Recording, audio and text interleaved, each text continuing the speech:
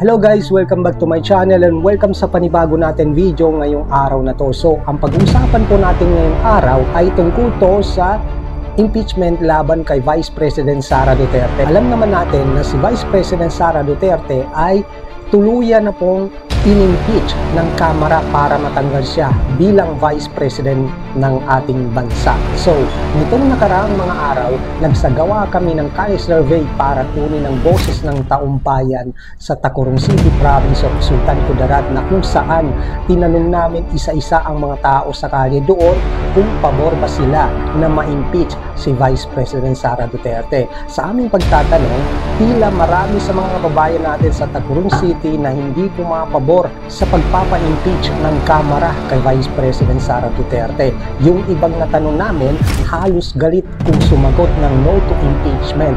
Tila ba tumataas ang blood pressure nila kapag tinatanong namin sila kung pabor ba sila o sang-ayon ba sila na matanggal sa pwesto si Vice President Sara Duterte. At yung iba naman ng mga kababayan natin, ang panawagan nila, ang gusto nilang matanggal sa pwesto o ma-impeach ay si President Bongbong Marcos at ang kanyang pinsan na si Speaker of the House na si Martin Romualdez. Panoorin niyo po mabuti mga kababayan ng video na to hanggang matapos kung isa kang supporter ni Vice President Sara Duterte, at please paki-like and share ang video na to mga kababayan para mapanood ang iba pang mga supporters ng mga Duterte sa buong Pilipinas at buong mundo ang video. Ma'am, excuse me, pwede makabala sa inyo? Survey lang po ito, survey lang. Sa impeachment case laban kay Vice President, di ba tatanggal siya sa pwesto? Opo. So, ang tanong, pabor pa kayo na matanggal siya sa pwesto? Ayoko po, kasi mag-iinday Sara Duterte po ako. Duterte talaga ako. Duterte talaga, solid ka. Okay, so hindi ka papayag na matanggal siya sa pwesto? Ayoko po. Okay, sige, thank you. Sir, pwede makabala sa inyo, survey lang to. Survey lang kay Vice President Sara Duterte. Di ba may impeachment case laban sa kanya? Di ba tatanggalin siya sa pwesto? So, ang tanong, pabor ba kayo na matanggal siya sa pwesto? Hindi ka pabor? Hindi kayo, kasi busing eh. Okay siya, so hindi ka papayag. Ikaw ma'am, papayag ka na matanggal? Hindi rin. Okay, sige. Kayo ma'am, baka meron kayo opinion dito. Tatanggalin si... Hindi ka pabor? Hindi pwede matanggal ka. Hindi pwede matanggal? Bangag matanggal, hindi siya. Yung bangag ang matanggal. Okay, sige, thank you ha. Matino siya. Okay, sige, thank you sir ha. Thank you sa opinion. Sir, opinion lang to kay Vice President Sara Duterte. Di ba may impeachment case laban sa kanya? Oo. Di ba tatanggalin siya sa pwesto? Sino So, pa rin? si Sara Duterte. Oo. So, ang tanong, pabor ka ba na matanggal siya sa pwesto? Hindi pwede matanggal yan, kay mabait. Mabait si VP Sara. So, yun ang ano mo. Oo, mabait yan. So, solid ka, no? Solid na, solid. Okay siya, okay. Sir, ma'am, survey lang to, 5 seconds lang. Dito sa, ano, di ba may impeachment case laban kay VP Sara? Di ba tatanggalin siya sa pwesto? So, ang tanong, pabor ba kayo na matanggal siya sa pwesto? Hindi. Kayo, ma'am, baka meron. Pinin dito. Kay Vice President. Di ba may impeachment case laban kay Vice President, tatanggalin sa pwesto? So, ang tanong, pabor ba kayo na matanggal siya sa pwesto? Hindi. Hindi ka pabor? Hindi. Okay, sige, thank you, mama. Okay. Kayo, nanay, baka meron. Opinion. Pabor ba kayo na matanggal siya sa pwesto, si Vice President? Hindi na matanggal, kay kinukuhan siya sa kwan. Inubuto siya sa katamuhan. So, binoto siya ng taong bayan, kaya hindi pwede matanggal, no? Okay. So, kayo ma'am, ganun din. Ganun din ang opinion nyo. Opinion lang to, kinukuha lang natin yung opinion ng taong bayan ba? Para mapanood ng nasa taas na ang mga kababayan natin hindi pumapayag na matanggal. Ma'am, pwede makabala sa inyo, survey lang po ito. Kay Vice President Sara Duterte. Survey lang po ito. Di ba may impeachment case laban sa kanya, tatanggalin siya sa pwesto? So, pabor ba kayo na matanggal siya sa pwesto? Ay, no. No. Hindi ka papayag kayo, sir? Papayag kayo? No rin. Ikaw, sir? Hindi rin. Okay. Pwede makabala sa inyo, survey lang to. Survey lang, 5 seconds lang. Di ba, ito si Vice President Sara Duterte, may impeachment case laban sa kanya. Ha? Tatanggalin sa pwesto, payag kayo?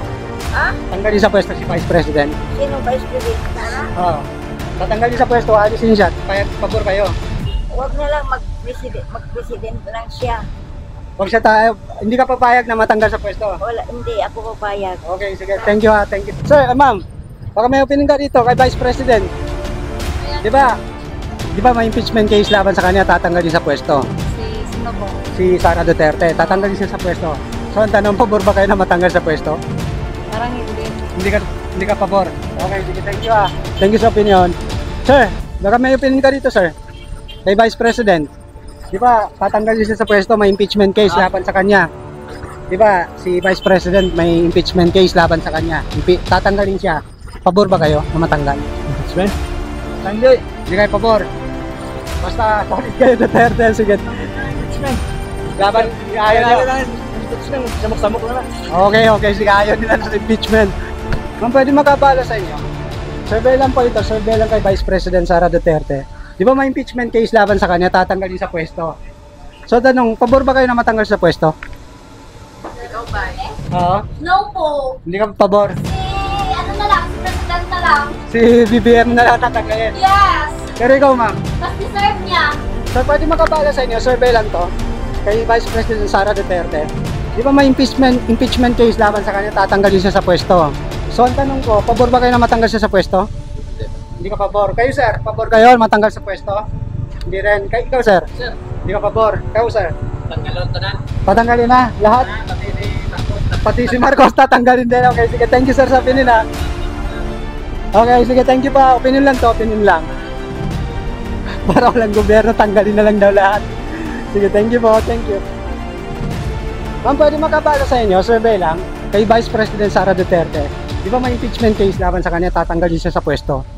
So, pabor ba kayo na matanggal? Hindi po. Hindi ka pabor. Okay, sige. Thank you ha. Thank you. Dito tayo. Sir, pwede makabala sa inyo? Survey lang to kay Vice President. Di ba may impeachment case laban sa kanya, tatanggalin siya sa pwesto niya? Pabor ba kayo na matanggal siya sa pwesto? Hindi. Hindi ka pabor? Ito sir? Hindi rin. Okay, sige. Thank you ha. Thank you. Opinion lang to. Opinion lang. Opinion lang. Para dito tayo.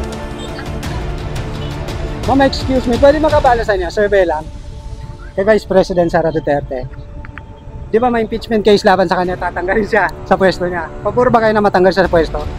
Hindi ka pabor. Ikaw ma'am? Hindi rin. Okay, sige. Thank you ha. Thank you. Opinion lang to. Ha? So, pwede makabala sa inyo? Survey lang. Kay Vice President. Dito kay Vice President. Survey lang to.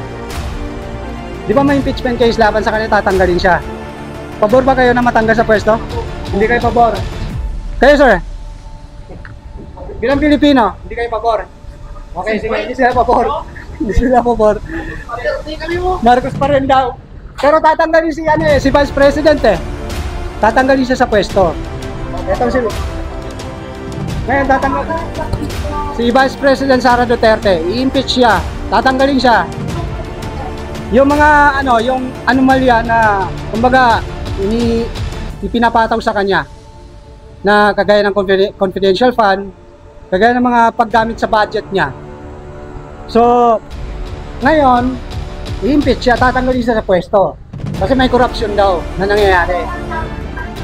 Yung nasa gobyerno, wala pa naman sa korte, hindi pa sa korte. Kumbaga, nasa gobyerno pa lang, wala pang patunay. Hindi kami payag, sir.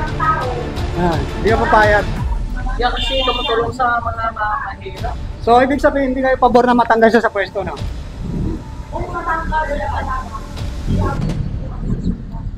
Para sa, eto, ibig mong sabihin, kung hindi pa napapatunayan, hindi siya pwede tanggalin. Tama. Kayo mga idol, bilang kabataan natin, opinion nyo, pabor kayo. Pabor siya pabor na matanggal. Kayo sir. Anak man siya ni former Tsaka hindi pa naman napapatunayan, di ba?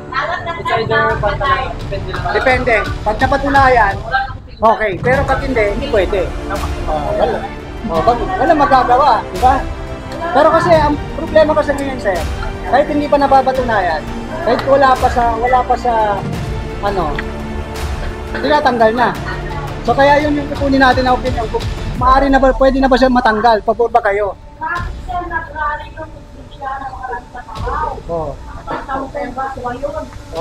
Mahigit 1 million yon, di ba?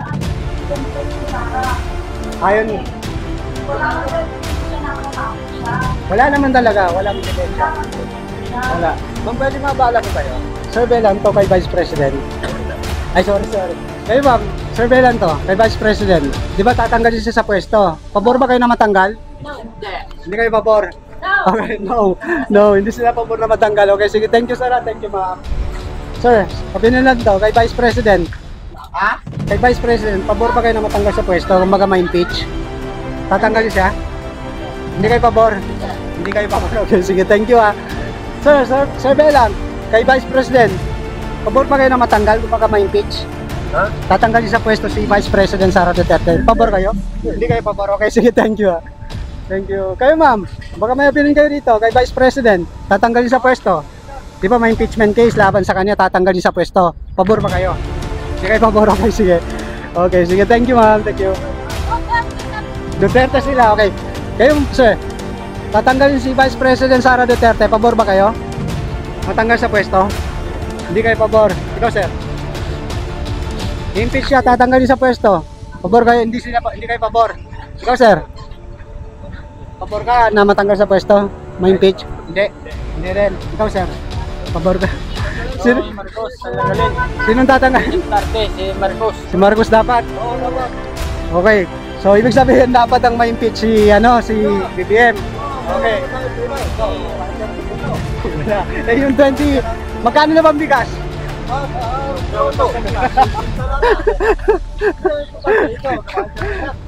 Oh yes, nagbabayad ako ng tax. Tama.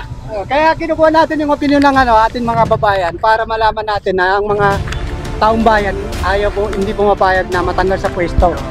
Kasi pag natanggal ko sa pwesto, hindi na pwede tumakbo sa pagka-presidente. Kaya yung iglesia, nag-rally sila kasi tatanggalin to. So, hindi pumapayag ang iglesia na matanggal ito. Kasi once na tumakbo ito sa presidente, hindi na pwede. Pag natanggal siya sa pwesto. So kaya ang mga kababayan natin, ayaw nila na matanggal ito. Ayaw nila matanggal kasi sa 2028, ito lang ang yan lang ang pag-asa nila. Tambalos-los din dapat. Sige. Thank you po sa opinion ha. Thank you ha. Sir, opinion lang. Survey lang to kay Vice President. Di ba? May impeachment case laban sa kanya, tatanggalin sa pwesto. Payag kayo? Pabor kayo?